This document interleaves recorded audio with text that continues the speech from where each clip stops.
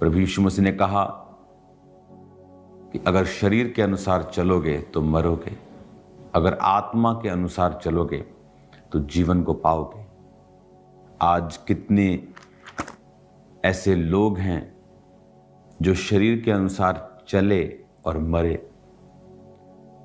आज सुबह की मीटिंग के पश्चात जब मैं कुछ लोगों से मिल रहा था तो एक व्यक्ति को मैंने देखा किस तरह से उसने 18 साल की उम्र में बैप्टिज्म लिया,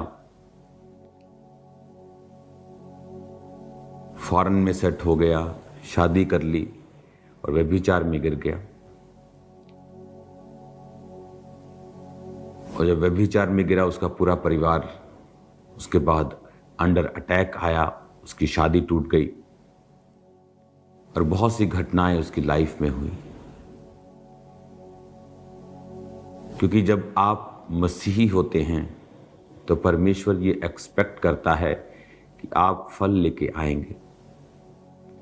वचन कहता है कि वो एक माली को जो एक पौधा फल नहीं देता था,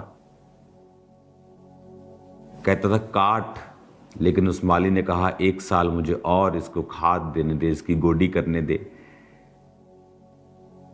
अगर फला तो फला, रही तो मैं इसे काट दूंगा। जो बाग का मालिक है वो नहीं चाहता कि कोई ऐसा पेड़ उसके बाग में हो जो फल ना दे। प्रभु यीशु मसीह जब चेलों के साथ इस धरती पर, जो शारीरिक रूप में उनके आखिरी दिन थे, उन दिनों में जब वो अपने चेलों के साथ, बाइबल कहती, वो आ रहे थे तो उन्होंने एक पेड़ को देखा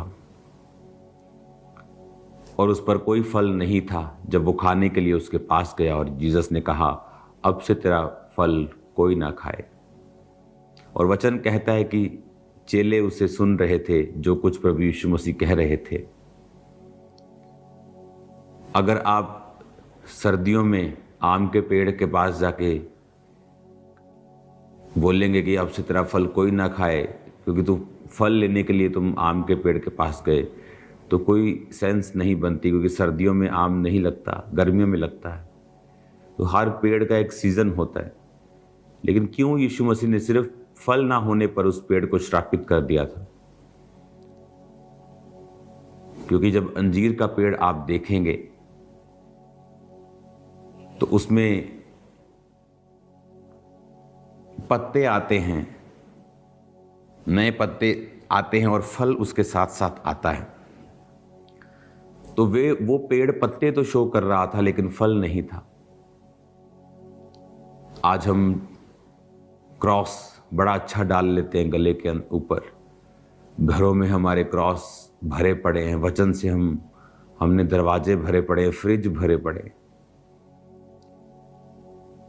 और जीसस जब देखते हैं कि हम हालेलुया बोल रहे हैं, हम चर्च के मेंबर भी हैं, लेकिन जब वो अपनी लाइफ में हमारी आकर फलों को देखते हैं, तो कोई जब फल नहीं होता तो वचन कहता है कि वो श्रापित करता है उन लोगों को भी और काटता भी है। इसलिए उसने कहा मेरा पिता किसान है, मैं दाखलता हूं, तुम डालियां हो। अगर तुम फल नहीं लाओगी तो कट जाओगी। जब कट जाओगी तो जमीन पर पड़ी पड़ी सूख जाओगी और बटोरने वाला तुम्हें बटोर कर आग लगा देगा।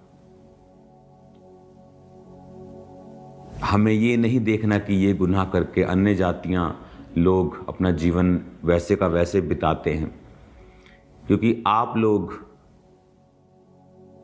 दाखलता के हिस्से हो।